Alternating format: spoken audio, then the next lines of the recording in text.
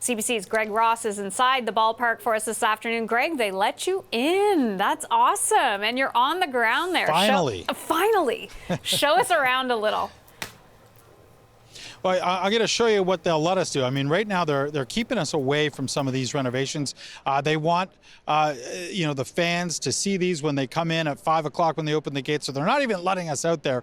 But I can show you from here, from home plate. When people come into the stadium, when the players first walk out onto the field, this is what they're going to see, the new look outfield. And this is it. You can see the home run fence. Completely different from what was here for decades, essentially. The biggest change out there from a player's perspective and even from a fan's perspective would be the fact that they've redone those bullpens. So the pitchers that used to be on ground level warming up to come into a game are now raised up and essentially right amongst the fans in those seats. And you can even see there are some bleachers right behind this visiting bullpen that we're looking at right now. Those are general admission bleachers. First time ever they've had anything like that here at the Rogers Center, where fans can go and sit there and heckle players if they want to do that.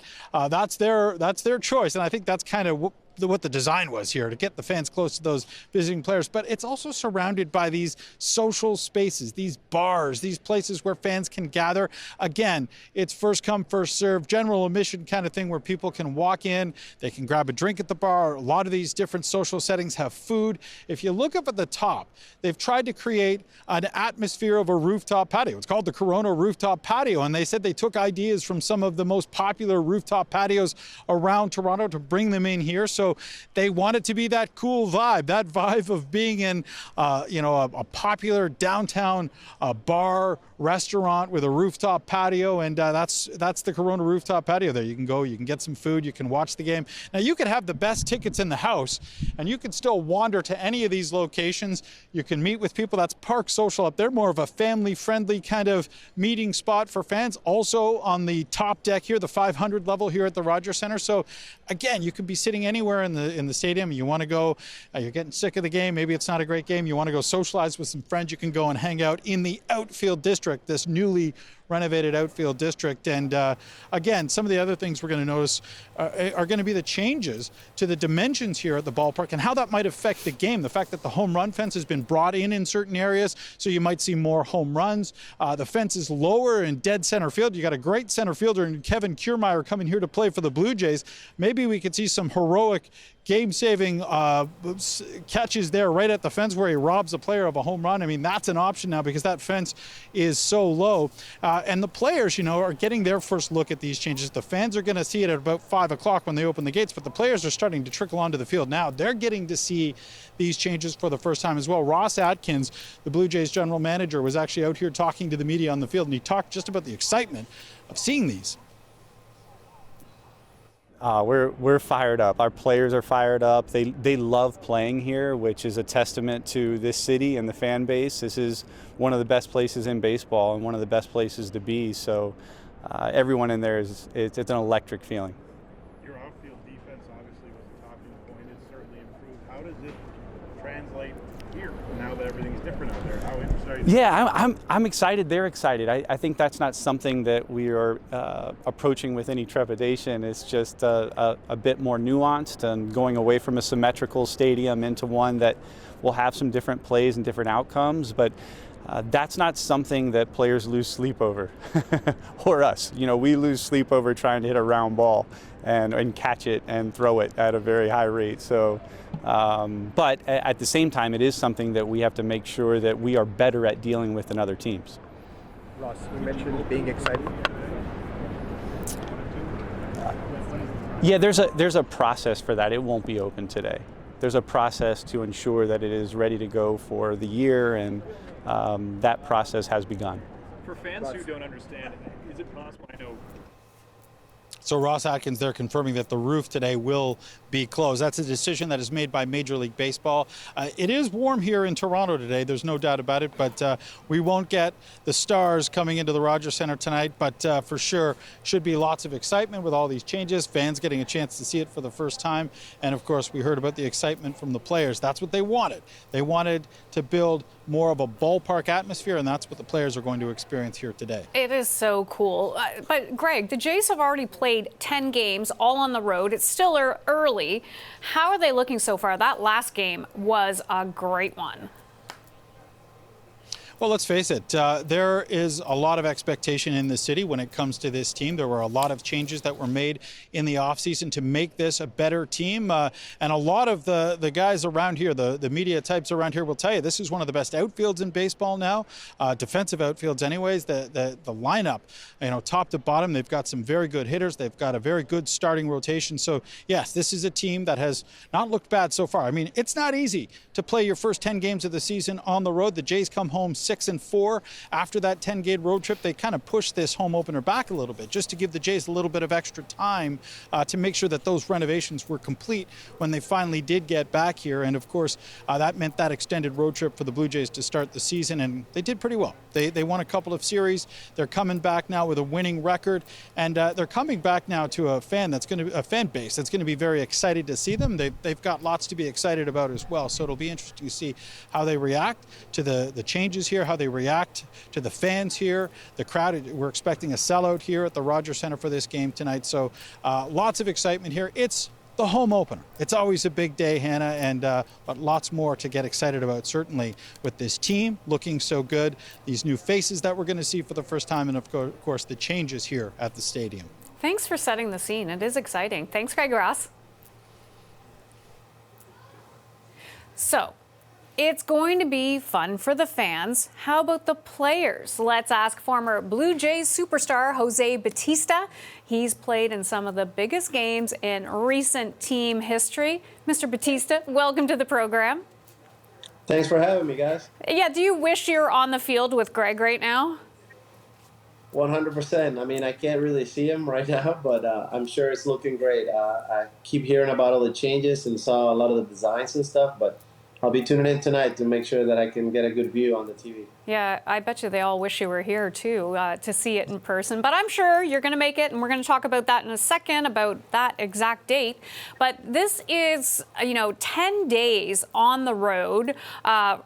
Is this home opener more for the fans, or do you think the players really pick up on the atmosphere? I think they do as well. Every time we had a home opener in Toronto, it was really exciting. And as a player, I actually try to calm myself down and not get caught up in the whole emotion of the whole thing, because fans, especially in Toronto after, the long and tough winters up there, they can't wait for baseball to start and the roof to be open. And, I'm sure they're going to be feeling that energy today. I am telling you, yes, it has been a long winter, and everybody is certainly looking forward to the boys of summer back on the field.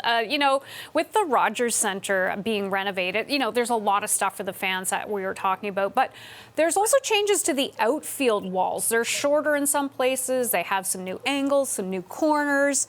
Is that going to be a tough adjustment for the Jays? Well, that remains to be seen, right? If it's going to be tough or not tough, but it's going to be an adjustment, to say the least. The outfielders are going to have to get out there and do plenty of extra work. Remember, they haven't even seen this in a practice game or anything, so they got to get out there and get acquainted to the new nooks and crannies in the outfield. But I'm sure they're going to be having a lot of fun at the plate, because from what it looks like, at least, it seems like there's going to be quite a few more home runs hit this season. Ooh, that's exciting. We like that. What about the pitch clock? Would you be happy with that, or would you be throwing your bat at that? I won't be throwing my bat, but I think I like it. I mean, I think it's picked up the pace of game and the amount of action that there is. And I think everybody's all about that. It keeps a certain flow and rhythm to the game. Kind of similar to, Mark Burley used to have for us when he was pitching for us. And Marco Estrada, guys like that. They just quick pace to the game, keep everybody on their toes, and keep the action moving. What about the bigger bases? I was never a burner on the bases. So I was never super fast, but I wish I was. That was kind of the skill that I always wish I had, and I never did.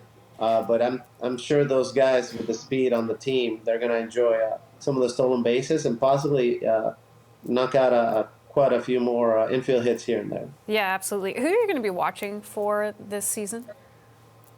All the guys. I keep up with Vladdy. That's about it on the team. But keep watching all the guys. Bo Bichette and all the new additions. I think the outfield defense is going to be tremendous. I'm excited about that. What about pitching? What are you going to be watching for that? I know last year you heard a lot of people saying that they have to, get a little bit better when it comes to that. Yeah, I mean, I'm looking forward to Kikuchi getting back to who he is and performing at the high level. Gausman did great. Rios needs to have a bounce back here too, but he's quite capable. I'm excited about him. But obviously, Manoa on the mound is going to be kind of the appointed ace. So I'm hoping he takes that leadership role with his ability and create a great path to follow for the rest of the guys. So you say you talked to Vladdy. So tell me, what he's looking forward to, what you guys chat about. I want the inside take on this. Just the game in general and about, looking for his longevity in his career, staying healthy, thinking about the things he's got to do to have a long, lengthy, and healthy career. He's really trying to stay on top of that, and I applaud him for that because hopefully it happens in Toronto. Selfishly, I'd like to see that, but, we'll see what the future holds for him. So what does the future hold for you on August 12th? I see you knew I'd get there eventually. No, for sure. It's going to be an exciting day, and I'm happy that I get to share that moment with the fans, and I can't wait to come up in August and enjoy it with everybody. Yeah, so tell us, coming up for something like that, is that kind of like a red carpet moment for you? For sure. And you don't enjoy many of those as an active player, but hopefully, you do well, and people recognize that, and you get to enjoy it a little bit more when you're done, and that's what's going to happen on August 12th, and it's a huge honor. So I'm incredibly humbled about being chosen to be at the level of excellence. It's pretty cool. We're showing on the screen right now your bobblehead that I think you're gonna have to wait until August to get this one, but you have the bat flip in it. That's right. No, I may come up there quite a few times this year before that, and hopefully I can sneak one back to Florida, but maybe I'll get to see one before that. But the fans, they're going to have to wait. So hopefully they show up early and they get one to take home. I know. I'm going to try to get back for that one, too, because everybody wants that one for sure, and tomorrow night as well. What type of advice do you have for the team? Nothing. Just go out there, play your game, relax, and enjoy. It's a long season, obviously, a marathon, not a sprint. We all hear it. It's all the cliches, but get close to each other, get to know each other better, pull for one another. There's going to be hot and cold streaks throughout the year, and the better teams are the ones that can pick up after each other when somebody's not doing their best. So just focus on that and go out there and have a ton of fun like they did last year. What are you most excited about?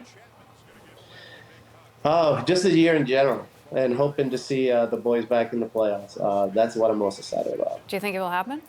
I want to place bets right now. I'm definitely, if I was a betting man, I would definitely do that. I picked the Jays, obviously, in my pool with my friends to make it to the playoffs, and I think it's going to happen. So you say you come up here a few more times before your big date. Do you always go to a game? Look, I'm going to pick your brain about everything while I have you. Well, I haven't been back for a long time because of travel and all that restriction that used to be back in play a few years ago, but I'm going to come up a couple of times this summer prior to August for some charity stuff, including Joe Carter's golf event. So that's going to be awesome, and I can't wait to be back. And I will be going to the games when I do. Do you go to every single one? We'll see. Back? Hopefully they're at home the whole time I'm there. Yeah. And why not? If I am in Toronto and there's a game on a particular evening, I'll try to make it to all of them.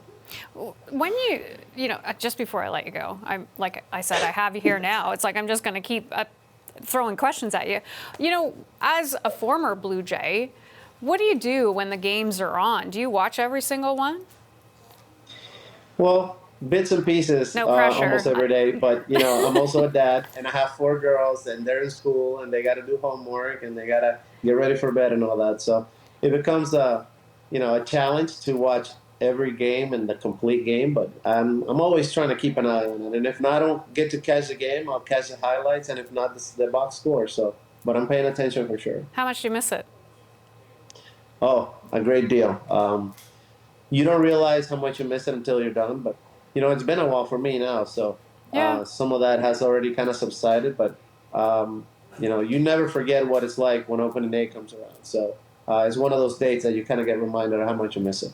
Absolutely. And it is here in Toronto, home opener, former Blue Jays superstar Jose Bautista Thank you so much. Thank you for letting me keep you so long and peppering you with questions.